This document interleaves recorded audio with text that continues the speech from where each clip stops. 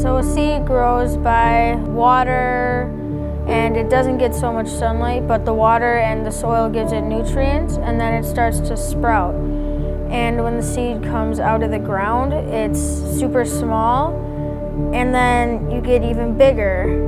You're kind of like a tree, and you're not super tall yet.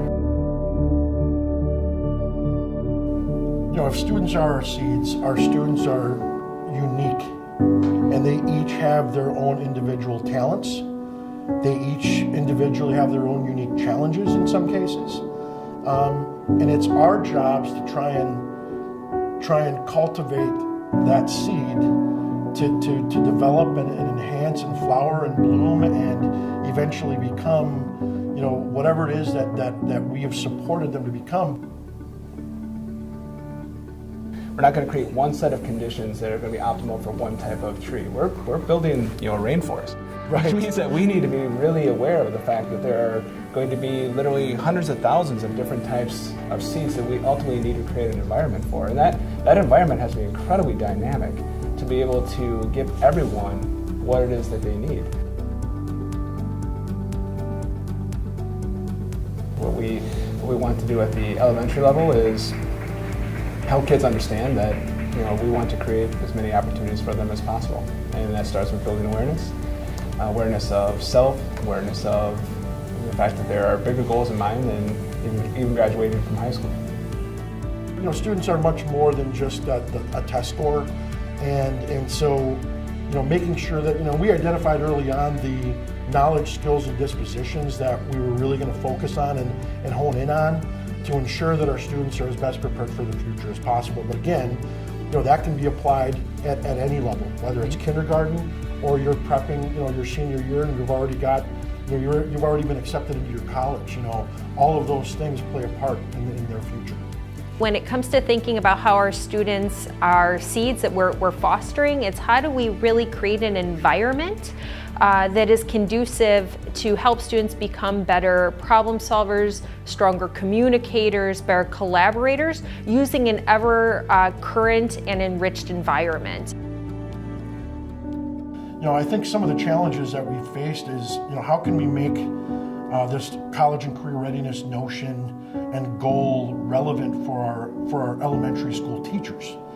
And so that's some of the things that we've tried to focus on most recently is, you know, we became very secondary heavy, and it can sound that way. And so that's why we instituted several different events, but also now trying to apply that, you know, throughout the curriculum. I think we've been very successful at coming to working with our teachers to develop that definition, to develop a process where we will have consistency across experiences through our whole district. And as we see within our definition around making for our school district, we have this. I think that in isolation, there have always been phenomenal things that have happened. There have been individual teachers that have done just remarkable things with students. And so now a collaborative structure allows us to be able to literally reproduce that for classrooms all across our district, so that we can say, no matter who you have as a teacher, no matter what building you're in, you're going to be getting a very similar experience, but not the same experience, same opportunities that kids have all across our district. So it's taking what has been great in pockets and making it widespread throughout our district.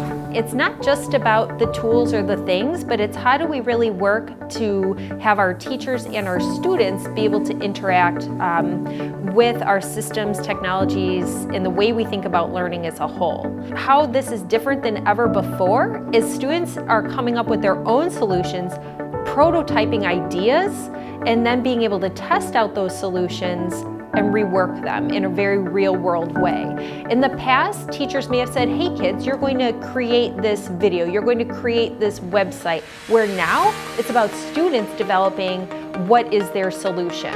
And then obviously exposing students to unique tools and capacities, whether they be digital, non-digital, in order to do that and engage in that design thinking process.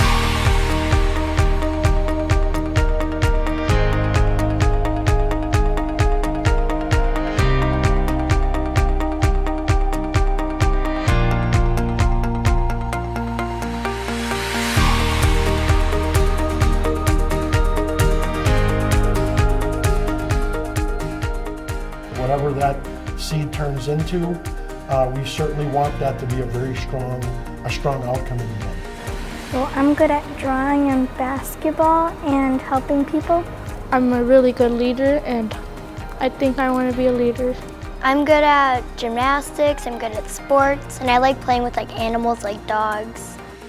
I know I'm one of the better kids at math, and I like working with money and numbers. Our challenge is really to be able to create a dynamic enough learning environment that's going to be right for all kids, all trees, at the same time.